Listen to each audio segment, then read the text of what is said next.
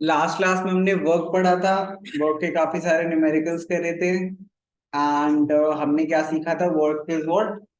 Work is the product of force and displacement. तो in simple terms, जिन बच्चों ने last class attend नहीं करी थी उनके लिए, वर्क डन हम तब कहते हैं जब एक पर्टिकुलर कोई फोर्स लगाया, एंड देन फोर्स लगाना सिर्फ काफी नहीं है, वो ऑब्जेक्ट मूव करे in the direction of force. तो अगर हम फोर्स लगाते हैं वो डायरेक्शन ऑफ फोर्स में ऑब्जेक्ट मूव करता है तो हम बोलते हैं work is done. And work done का फॉर्मूला होता है W is equals to F into S, and this S should be in the direction of force. तो अगर फोर्स इस डायरेक्शन में लग रहा है, डिस्प्लेसमेंट भी इसी डायरेक्शन में देखेंगे। ठीक है, बहुत ध्यान से इस चीज का ध्यान रखते हुए अब हम आज की क्लास स्टार्ट करेंगे एंड पढ़ेंगे energy. So let's study energy. Energy is basically nothing but capacity of doing work. So virtually अगर आपको वर्क डन करना है तो उसमें कुछ एनर्जी रिक्वायरमेंट है, कुछ एनर्जी लगेगी। So there energy is defined as the capacity to do work. So if we write down the definition of it,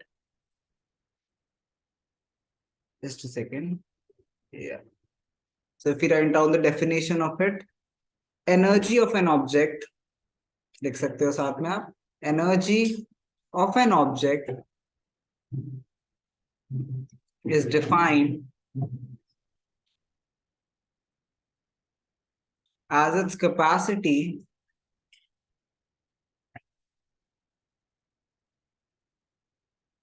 of doing work and is measured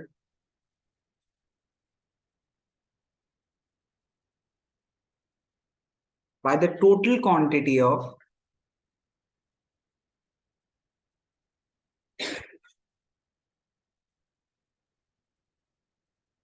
work it can do.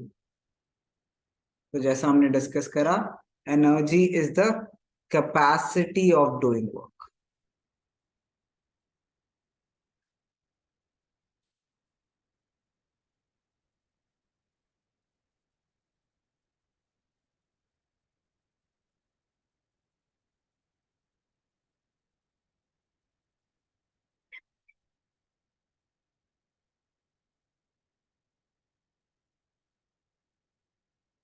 ठीक है, now एक और चीज समझने की जरूरत है कि एनर्जी लाइक क्रिएट तो हो नहीं सकती, हमने पढ़ा था अगर आपको याद होगा। So energy can neither be destroyed not be created. So energy से ट्रांसफर हो सकती है। सो अगर हम बोलते हैं किसी ऑब्जेक्ट में कैपेसिटी ऑफ डूइंग वर्क आ गई है, that is because of transfer of energy. For example अगर हम कोई भी काम कर पाते हैं, फॉर एग्जाम्पल आप वॉक कर रहे हो, so that is also since you are moving, so there is some force applied by your legs and there is some displacement happening. So there is work done, and वो work done करने के लिए आपके पास energy है, but वो energy कहाँ से आई है? Energy has come from the plant based और व्हाटएवर यू ईट, जो भी आप खाना खाते हो उससे एनर्जी आती है। तो एनर्जी के डिफरेंट सोर्सेज हो सकते हैं, वो that is something that we not be discussing, but we need to understand energy can not be created, we do not create energy inside our body, we just take energy from something. ठीक है, या या basically हम food energy, food से हमें energy transfer हो रही है, let's say that. तो दैट इज, एंड जब हम वॉक करते हैं तो हमसे एनर्जी बेसिकली ग्राउंड में ट्रांसफर हो जाती है। ठीक है, to overcome the frictional force. So energy is always like same, बस वो टोटल एनर्जी इफेक्टिवली सिस्टम में सेम रहेगी, बस डिफरेंस क्या होता रहेगा? डिफरेंस आएगा कि वो एनर्जी किस फॉर्म में है। ठीक है, we will be studying about difference in forms of energy.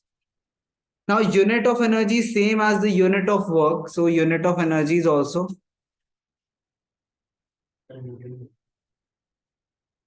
joules. ठीक है, and but definition will change. 1 joule की यहाँ पे definition क्या होगी? 1 joule is the energy required to perform 1 joule of work.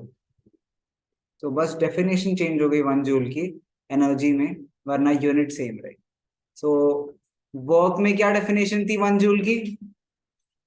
1 joule is said to be the work done when an object has like moved displaced 1 meter by a force of 1 Newton.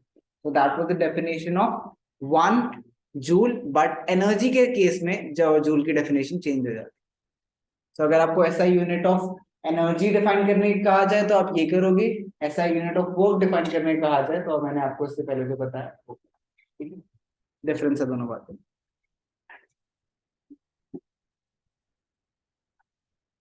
चलो अब हम करेंगे कुछ types of energy. So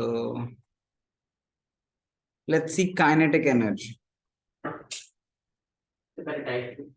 not really types, kinetic energy.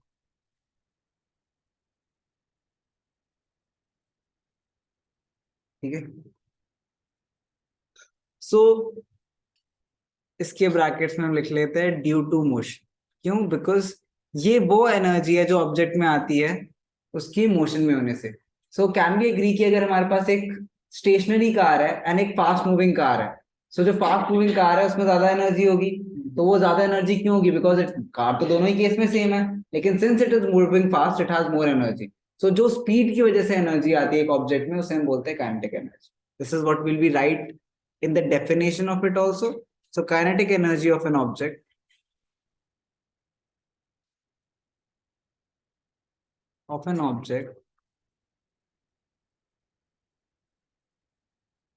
is defined as the energy which is possessed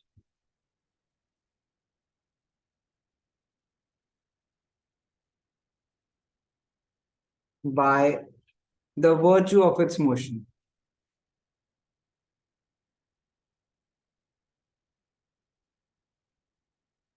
And is measured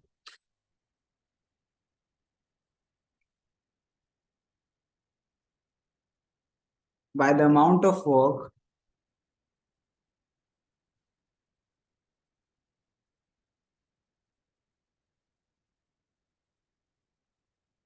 that the object can do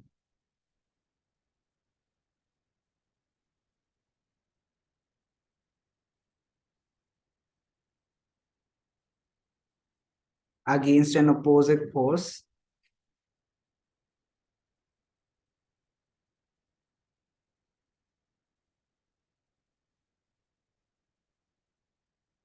before it comes to rest. So let's break down this definition and try to understand. So सबसे पहले उन्होंने बोला kinetic energy of an object is defined as the energy which is possessed by the virtue of its motion. तो motion की वजह से जो energy possessed होती है उसे हम क्या बोलते हैं? Kinetic energy. एंड ये मेजर कैसे होता है? ये मेजर होता है जो हमारा ऑब्जेक्ट है वो उस पे कितना अपोजिंग फोर्स लग रहा है until it comes to rest. Opposing force is not always gravitation, like not always frictional force. They can be other forces opposing as well. For example, अगर आप किसी ऑब्जेक्ट को हवा में टॉस करते हो ऊपर, तो टुवर्ड्स वो अपोजिंग फोर्स क्या है? By gravitation force is the opposing force. अगर आप एक एरोप्लेन उड़ाते हो तो वहां पे फ्रिक्शनल फोर्स नहीं, एयर फ्रिक्शन है in fact. So different resistance and impact. So different kind of forces can act. That's why we are just saying कि opposite force को तभी तो मूव कर रहा है, जो अपोजिंग फोर्स है उसे ओवरकम भी तो मूव कर रहा है. तो जितना उसे टोटल जितना उसका वर्क डन हुआ वो सारी अपोजिंग फोर्स को ओवरकम करने में जब तक वो रेस्ट पे नहीं आ जाता वो सारी उसकी काइनेटिक एनर्जी. मतलब अगर जीरो है, लाइक अगर कोई ऑब्जेक्ट मूव नहीं कर रहा है रेस्ट पे तो उसकी काइनेटिक एनर्जी जीरो होगी. नहीं उसमें kinetic energy we will discuss अभी कौन सी. ठीक है. आप we can write some examples. You can. अच्छा, by the way, I'm giving you 2 minutes. Just try to write a few examples, then I'll give you a few examples. So there can be a lot more examples. For example, जैसे हमने एक लिखा ball rolling and on a surface, and then you gave a lot of examples. Let's see what the examples are of the book. So a bullet fired from a gun, yeah, definitely it will possess water in motion, a fast wind, a moving hammer, a falling body, a lot of which are examples of objects possessing kinetic energy. These are not examples of just kinetic energy. These are examples of objects that will possess a kinetic energy. Objects that will not possess the kinetic energy, any object that is at rest. So a book kept on a table, okay, or a car that is stationary, any of such examples will not possess some kinetic energy. Achha. Now let's go on to the mathematical part of this, mathematical side of this. Just a second. Let's see. So सबसे पहले हमने बोला जो work done है that is happening because of, यो क्यों हो रहा है, बिकॉज हमारी जो ऑब्जेक्ट, अगर मान लेते हैं हमारे पास दो ऑब्जेक्ट्स हैं, मान लो ये ऑब्जेक्ट है, इसके पास कोई इनिशियल स्पीड थी, ठीक है, हमने इस पे फोर्स लगाया एंड देन ये इनिशियली किसी स्पीड पे मूव कर रहा था, ठीक है, मान लेते हैं u speed, mass, and then हमारे पास एक ये थोड़ी देर बाद, थोड़ी ड्यूरेशन बाद, मान लेते हैं अब यहाँ पे आ गया है टाइम, थोड़े ड्यूरेशन बाद इसने डिस्टेंस क्या कवर करा, ये डिस्टेंस कवर करा, है ना, एंड देन इसकी अब जो स्पीड है थोड़ी देर बाद, अब जो स्पीड है इसकी फाइनल स्पीड है v, एंड देन मास तो इसका m ही रहेगा, है ना। आई एम जस्ट सेइंग कि एक ऑब्जेक्ट को मैंने अगर पुश करा, सो उसकी इनिशियल स्पीड क्या थी u, उसकी फाइनल स्पीड क्या है v, एंड देन हमें थर्ड इक्वेशन ऑफ मोशन से पता है 2as is equals to v square minus u square. So s is equals to v square minus u square divided by 2a, है ना। अच्छा, हमने पढ़ा था work done is equals to force into displacement, ठीक है। So अगर हम यहाँ पे ध्यान से देखें तो s की वैल्यू रिप्लेस कर सकते हैं हम यहाँ पे। So this is F is also, F क्या होता था, force, forces and laws of motion से mass into acceleration, F is equals to ma. So now we can here write F is equals to m into a, and s की जगह क्या लिख सकते हैं हम, v square minus u square divided by 2a, a cut गए, this is equals to m into v square minus u square divided by 2 या फिर हाफ। इसे हम अलग अलग अगर करें तो half M we square minus half M you square is the total work done. So इसमें नेट वर्क डन निकाल रहे हैं, है ना। सो अगर ऑब्जेक्ट रेस्ट से स्टार्ट करता है, अगर ऑब्जेक्ट रेस्ट से स्टार्ट करता है, तो if object starts from rest, starts from rest, then हमारा u क्या होगा, 0, मतलब ये वाली टर्म क्या हो जाएगी, 0, हाफ एम यू स्क्वायर 0 हो जाएगी, मतलब वर्क डन कितना आएगा, half M we square, and this work done is equals to the kinetic energy, because इतना काइनेटिक एनर्जी लगी हमें इस ऑब्जेक्ट को मूव करने में, एंड वी डिस्कस की energy is what, rate of sorry energy is what, capacity of doing work, so work done is equals to energy. तो kinetic energy का formula which is kinetic energy के E is equals to half mv square, यहां से आता है, this is the form, इसकी derivation है। Yup, अगर u 0 होगा तभी काइनेटिक एनर्जी, हाँ, अगर u 0 होगा तभी इफेक्टिव जो काइनेटिक एनर्जी है वो हाफ mv स्क्वायर होगी। अगर इनिशियली कोई ऑलरेडी स्पीड है उसकी एंड चेंज हुई है स्पीड, तो जनरली क्वेश्चंस में आप क्या करोगे, आप दोनों की अलग अलग काइनेटिक एनर्जी निकाल दोगे, सब्ट्रैक्ट कर दोगे, net change in kinetic energy निकाल दोगे rather than calculating directly kinetic energy। तो आप क्या करोगे, मान लो कोई ऑब्जेक्ट स्टार्ट हो रहा है जिसकी स्पीड इनिशियली 10 थी, 10 का metre per second, and then हो गई 20 मीटर पर सेकेंड, ठीक है, इसका मास मान लो फिक्स था 20 kg and 20 kg।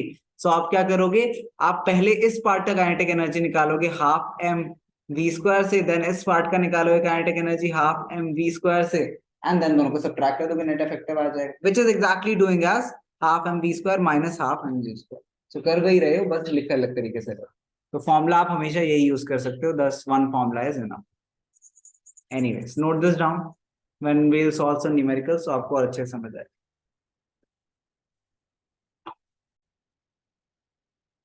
Radian notation is EK, EK and EB पढ़ोगे तो EK, kinetic energy is EK, and work done, change in या net work done is half mv square minus half mv square। अगर object 0 से start होता है, so energy potential kinetic energy is half mv square। So yeah, Remember that. Half mv square.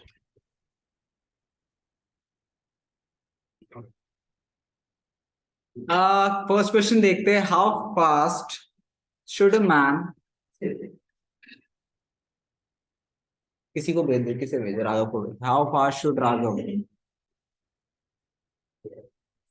Of mass 60 kg run so that is kinetic energy. हो गया. कोई नहीं बेटा, कोई नहीं. Question solve is 750 joules. चलो करो. तो हमसे पूछा गया है हाउ फास्ट, मतलब हमें स्पीड निकालने कहा गया है. Should Raghav of mass 6 kg. तो राघव हमारा मोटा बच्चा 60 किलो का है. So that is kinetic energy is equals to 750 joules. So हमें पता है फॉर्मूला क्या होता है. EK is equals to half mv square. This means 750 is equals to half into m60 into v square. So अगर हम इसे सॉल्व करते हैं 2 3 3 25, तो we have 25 is equals to v square. तो मतलब v कितना आ गया. v is equals to 5 meter per second. Next question, find the mass of Himachal who has 5 joules of kinetic energy.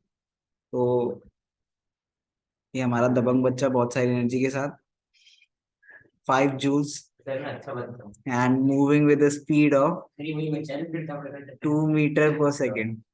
But 20 ग्राम के बच्चे कुछ ना बोले, ठीक है. 2 meter per second.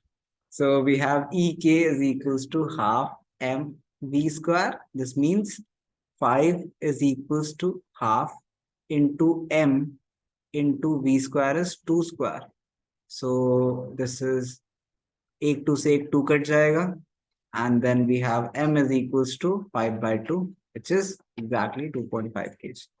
Now इस केस में we do not really care about bullet किस पे shot किस पे गिरा है हमने, मतलब we don't really care who dies who does not.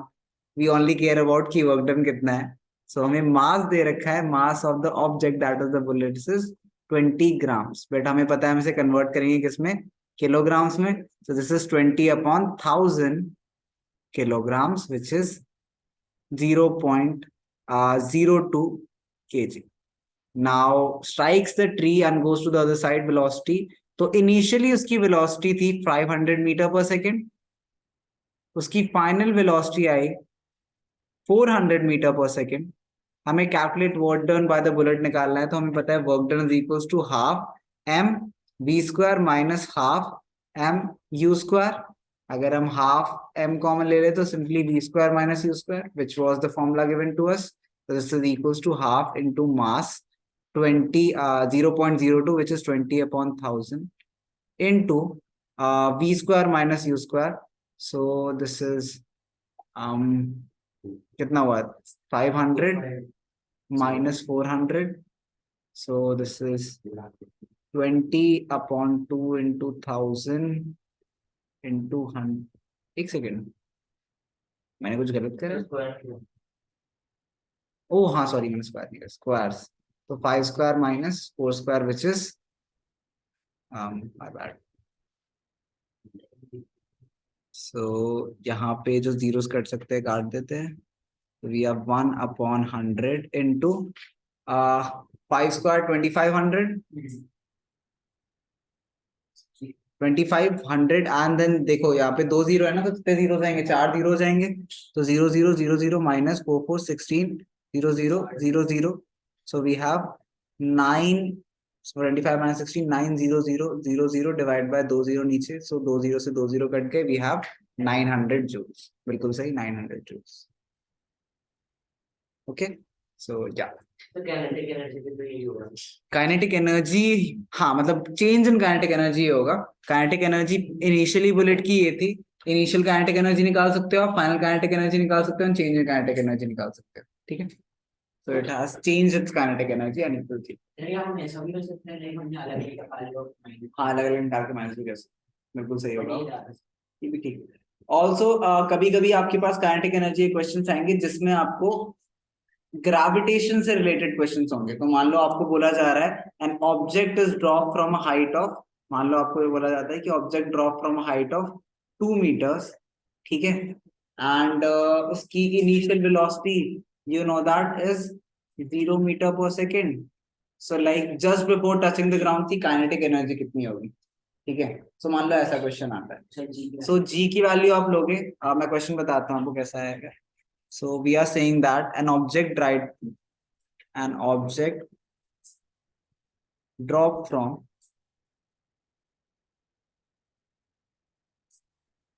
2 meter high, क्या ले 2 meter हाई बिल्डिंग, बहुत लंबी बिल्डिंग है, ठीक है, बहुत ज्यादा लंबी बिल्डिंग है। Drop from a 2 meter high building, object है, किसी को गिराते हैं ना, मतलब ऑब्जेक्ट क्या होता है, ऑब्जेक्ट की तो हम बात ही नहीं करते, किसको फेंकते, कोई नहीं यार, जो आज नहीं है उनमें से किसी को फेंक देते। प्रियांश ऑनलाइन है, हेलो प्रियांश, प्रियांश को ड्रॉप करेंगे। Priyansh drop from a 2 meter high building, ठीक है,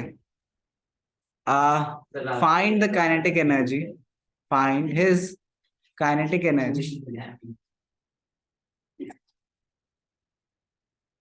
just before touching the ground,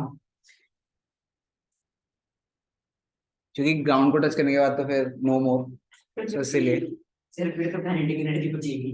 if his mass is, कितना मास दे से, चलिए इसे मान 0.01 kg ले लो, ठीक है, 0.01 kg, चलो बताओ।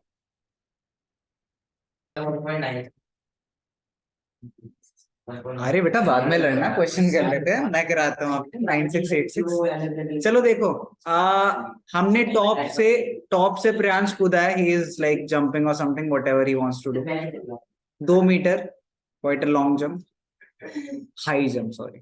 फाइंड द काइनेटिक एनर्जी, इस पॉइंट पे हमें पहली बात, हमें इनिशियल स्पीड क्या होगी इसकी, 0 meter per second, है ना। फाइनल स्पीड क्या होगी नहीं पता, निकाल सकते हैं, लेकिन हम कैसे निकाल सकते हैं, हमें पता है एक्सेलरेशन कितनी है, 9.8 meter per second स्क्वायर।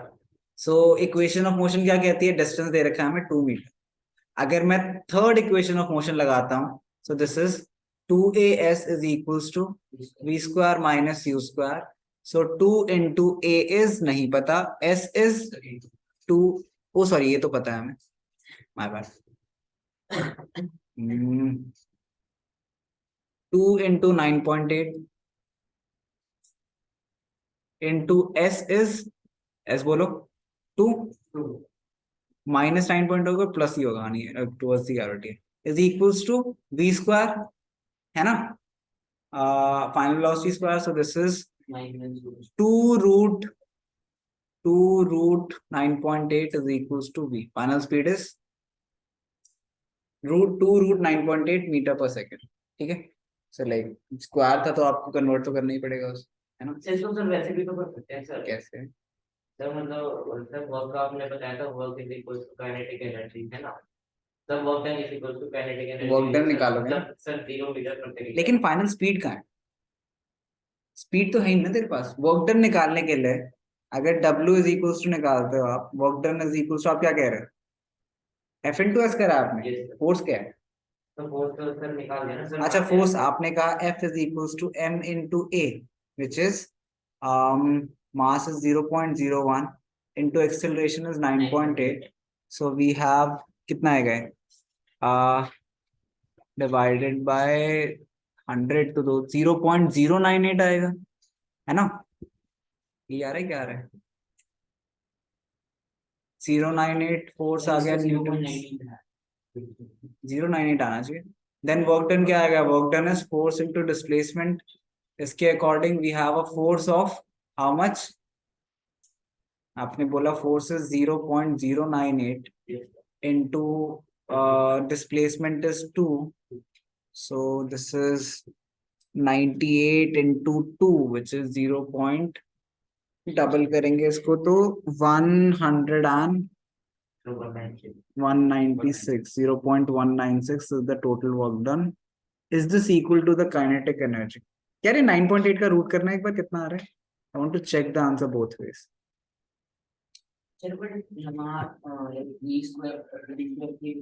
एक सेकंड रुक जाओ बेटा क्या हाँ लेकिन 9.8 भी तो है ना तो वो तो रूट में रह जाएगा ना 2 तो बाहर आ गया 2 रूट के बाहर आ गया 9.8 रह गया 9.8 का रूट क्या होता है निकालना जरा 339